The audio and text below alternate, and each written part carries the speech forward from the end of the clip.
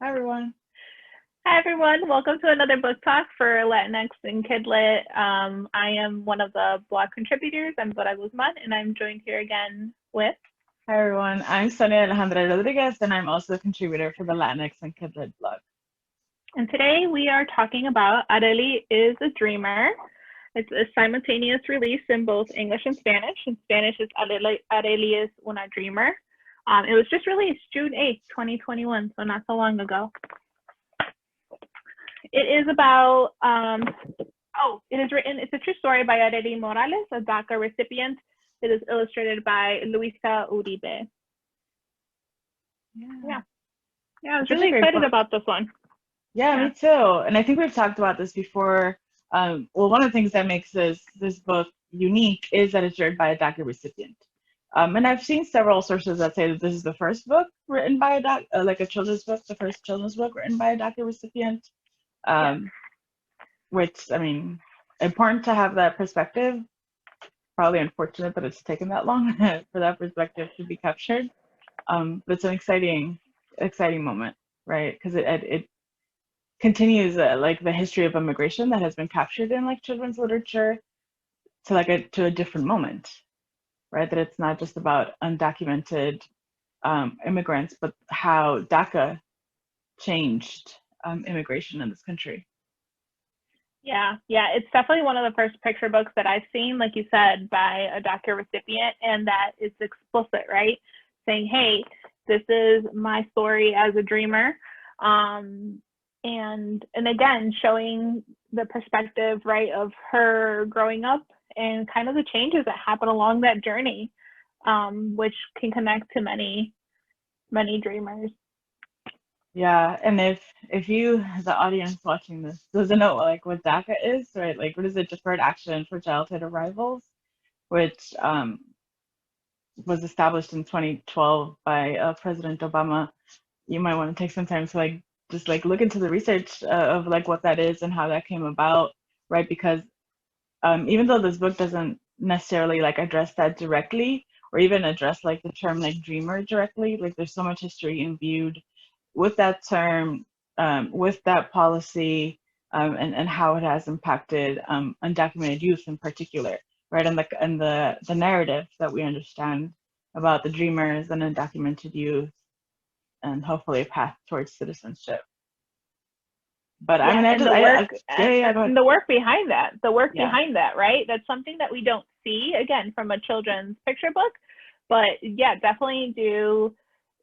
If you don't know about DACA or the Dreamers, definitely do like the research behind the extensive process, right? It's not just it's very extensive, right? And the legislation, keeps shifting. yeah. I think what from the very beginning of the story, what I found just impressive was um, that author's note, right? It opens with this author's note where it really is talking about being a DACA recipient, and so much of this picture book is her like migration story, right? How she got from Mexico to New York, but also like in that author note, she talks about being afraid of giving the government all of her information for the potential protection of having like citizenship, right? Like you have in order to apply to DACA, like it's a process, right? It's a process, right? And it's not even a guarantee, right? And the whole moment of like, well, okay, I'm gonna tell the government that I'm here undocumented. Here's all my information. Here's where all my people live. Fingers crossed, right? And so Essentially, yeah. And what I this story captured me in like so many ways and so many different connections, not only personally through family members or just like my family's immigration story, but also like my students' immigration stories. mm, And so what I loved about the story was that you get a glimpse, right, of what was her life in Mexico. Her relationship with her abuelita, that close knit community where you get a sense of a child growing up in Mexico, right? Her family moves to New York and she stays with her grandma. But when that scene where her grandmother had to tell her the news, like it's your turn, it's your time, oh, that that like tugged at like my heartstrings so much, because it's like you can kind of see the conflict, right? As a child, it's like, okay, yes, I want to be with my family, but you know, my abuelita's here too. So that part really, yeah, hit home. What did you think about that scene, or that lead up to that scene? Yeah, there's just like so many emotions, so many complexities that if you're just kind of not aware of like the issues that you might miss, right? Like, so even if you're not familiar with like what is happening with immigration in this country, which if you're just teaching children in general, if you're teaching anybody in the United States, you should probably familiarize yourself with like what is happening in immigration in this country, because that moment that you're talking about, like where she has to leave, is imbued with again so many layers, right? She lives uh, with a mixed status household. Is it her younger brother, older brother?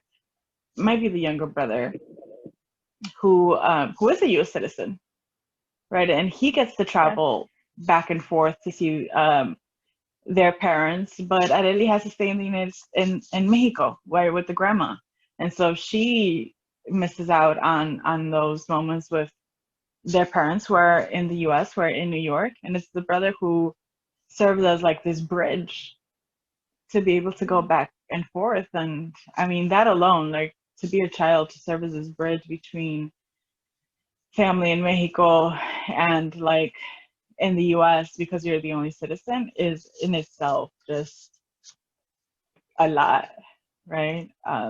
Yeah. Yeah, there's so many complexities that like are in this book. Even like fast forward when she has this conversation with her classmates, right? Because they call her illegal.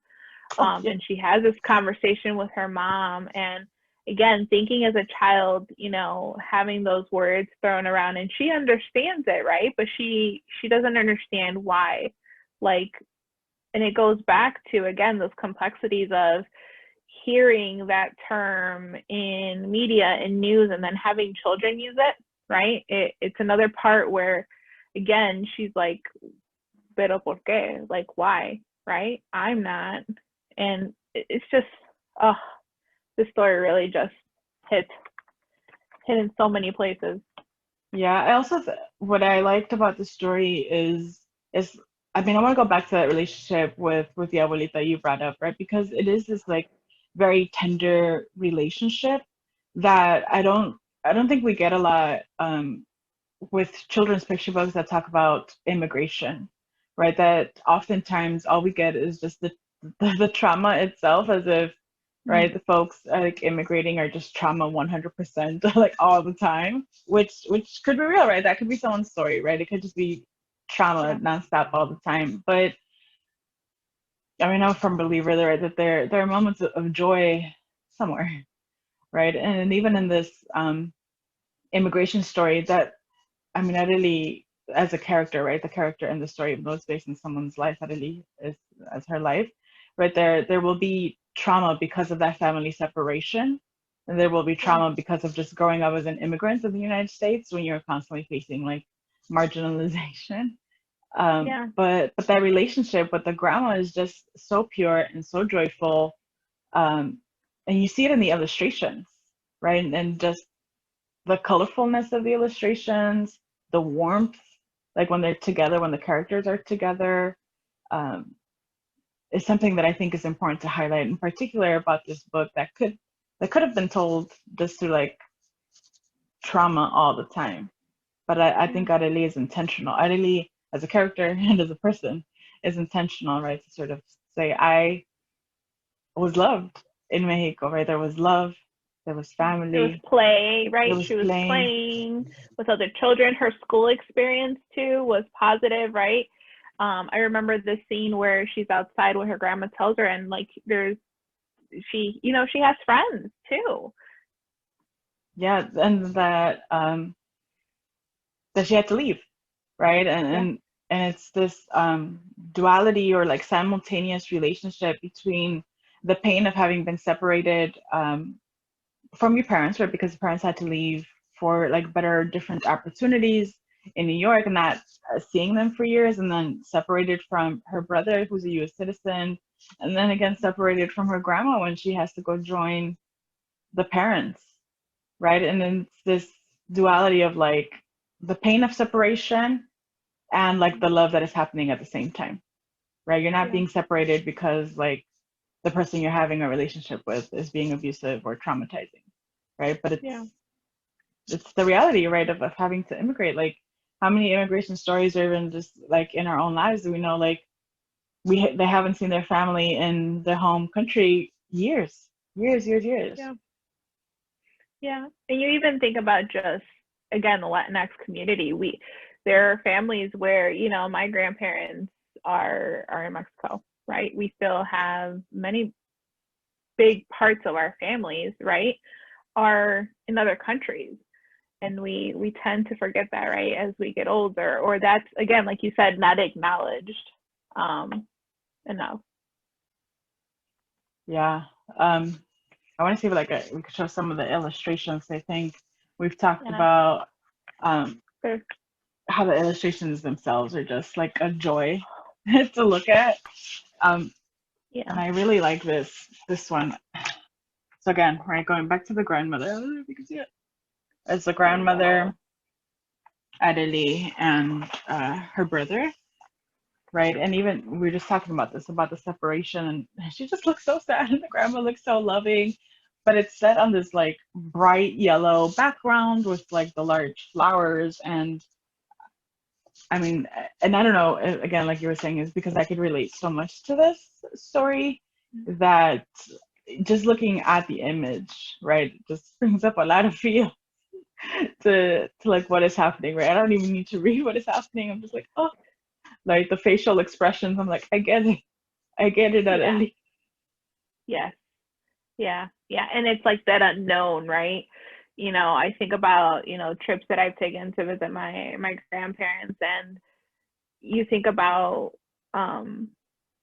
right, that unknown of when do I get to see you again, right? When will I see Yeah. you again? And it's that unknown. But yeah, the illustrations totally does tell a different story. Even doing a picture walk with this book, but it's like bold, very, very colorful, and it balances, right? It helps with that balance of emotions that you're going through this journey with Areli. Yeah. So I really appreciate those illustrations with those colorfulness, because if that page was like a different color, in a sense of like, you know, more more blue tones, I think I would have been like, pause, let's come Yeah. back to it another day, because Take a break. they're so rich. Yeah. Yeah. But I think like what we're getting at, maybe without like saying it directly, which I'm about to do, is like how the complexities and contradictions are captured in this picture book, right? And again, right, it had to be done carefully and purposefully, right? Because again, I think Areli, as a writer, as a person who's experienced this story, was very careful in how she told this story. And again, I think, and it's obvious in the story that for her it was important to highlight like the joy, the positive, right, the opportunity um, that arose, right, from this traumatic, what could potentially be traumatic, like experience of immigration, right? And I think it's very powerful, and I think I'm starting to lean more towards stories, right, that talk about like the multifaceted like complexities of like immigration instead of just like trauma all the time. Yeah. Yeah. Yeah, because she still throughout shows some of those, like you said, those complexities and challenges, right? Going into a new city, new school, right? Not knowing what this new home is going to look like.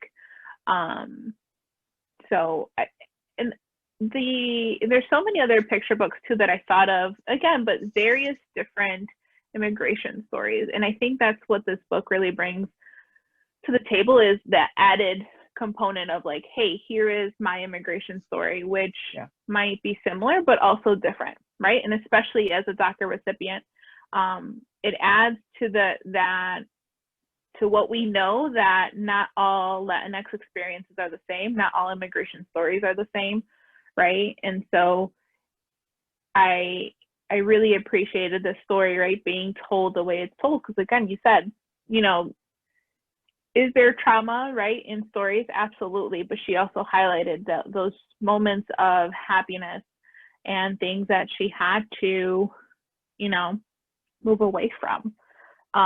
One of the illustrations, and I think we talked about it even before this video, is, you know, there's like spreads. Oh yeah, that's a good one. Where there's like no words, and there's different things happening. So in different parts of the grid, so you can kind of see here, her in the truck with the family friend that was helping her, and then kind of like her perspective, right? There's like different viewpoints here. It's part of her journey, and then New York City. Yeah, and I think like what is interesting about this layout is that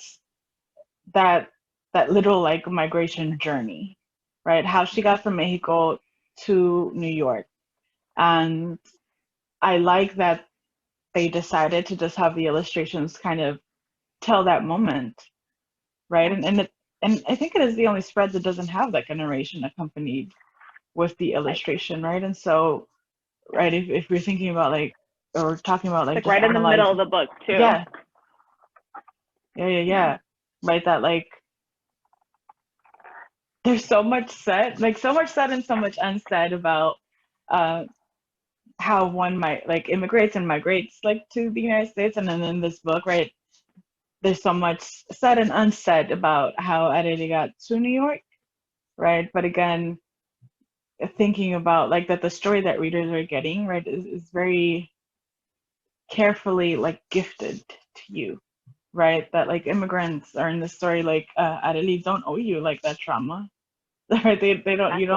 you don't need to know like all the dirty little details of how someone gets here in order to like have sympathy, empathy, right? Like recognize someone's humanity, right? And I like that it feels like a moment of silence, right? And you just see this child with an adult friend traveling a long distance to be reunited with her family. I found that very powerful. Yeah. I think about, you know, just the various stories, you know, that you just hear in your communities, and how reading a picture book, right, to children who might connect to this or might not, right? You don't always have to connect with the stories like in a windows and mirrors type of way, right? It could be a mirror, but it could also be just a window into, hey, you know, there are children who live these experiences. And the ending is she's still a child, right? So like I wonder if even Areli is going to continue to write more, right, and publish more. This is her debut picture book. And the way that it ends is her looking up at the sky, and I just feel like it's even a powerful moment for her, right? Because she's looking into, again, the unknown, but it's beautiful, right? There's fireworks, the use of color. You know, there's a lot of hope instilled in that moment of like her reflecting on everything that she went through. Yeah, there's still a lot of, at the ending, there's still a lot of like hope placed on the American dream, right? There's still a lot of like the silver lining, or even like the opportunity, right, that she could still attain and will work towards that American dream, right? And it doesn't say in the narration, it doesn't say, right, that it's because of DACA, right? Because she's still a child, right? But I can hear in the voice of like the writer author telling the story that like the opportunity will come, right? Because now as a present person, she is a DACA recipient. And I do hope Areli keeps writing, because I think like what is missing when we think about the representations of immigration in Latinx children's and young adult literature is more stories from DACA recipients, right? And what that has meant from DACA recipients, from dreamers, what that has meant, and how that has transformed, right, immigration narratives, and even just like the American dream in and of itself, right? But because it's a picture book, it still needs to stay positive. Yeah, I mean, and the audience is, right, it's for children, but I would even read this with adults, right? Just because, again, I feel like the and we've talked about this before in our book talks, it's just the images bring so much richness to the discussion, right? You can spend so much time just looking at what meaning is conveyed through the images. And yeah, I definitely think this will inspire more people to write their stories, right? Whether that's in a children format or in a young adult format. It reminded me of, even if you wanted to pair this with other books that with characters, right? Areli can connect to many characters, such as the book My Diary from Here to There by Amanda Irma Perez. Yeah, so that's a little bit more of in poetry, but you can connect, again, these experiences of through the child's perspective. And then another one in English and Spanish, Move Me on My Pillow by Jorge Argueta. Again, another poetry where you can kind of compare, right? Again, through the child's lens of their stories, right? The feelings, right? Because it's not just a solid feeling throughout, right? It's not just all complete sadness and then, oh, there's happiness. There's happiness all throughout her life and like that joy. So definitely others that you compare this with. Yeah. I was also thinking about America Is Her Name by Luis Rodriguez.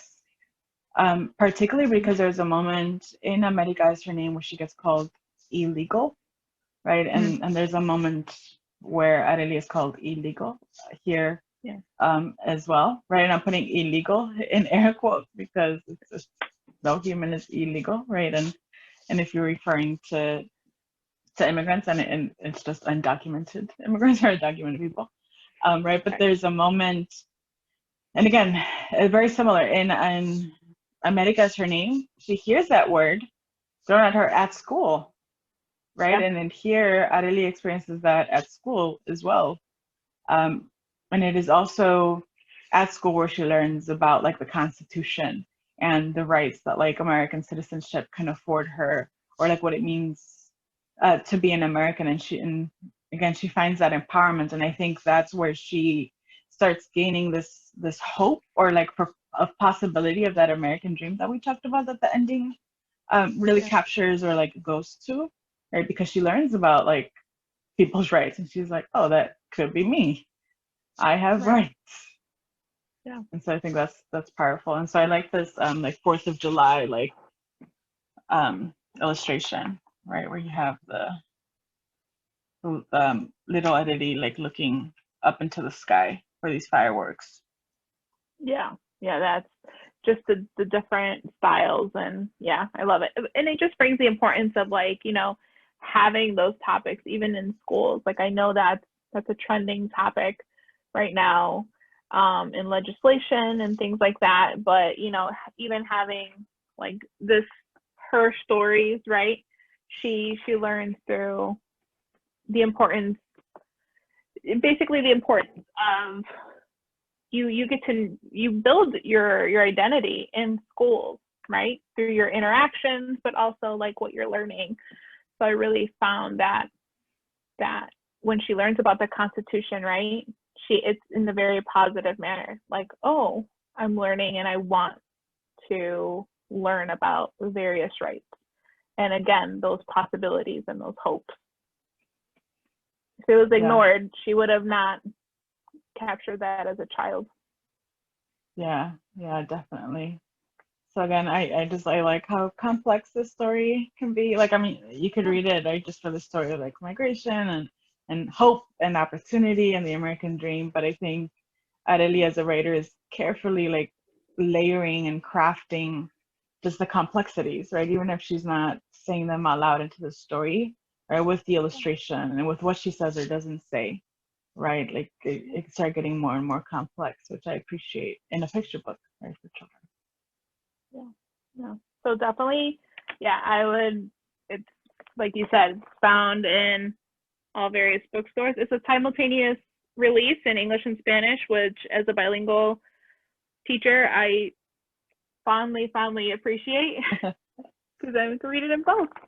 Yeah. Thank you so much for speaking to me about this book. Yeah. All right. Same. Bye, everyone. Bye, everyone. Thanks for watching.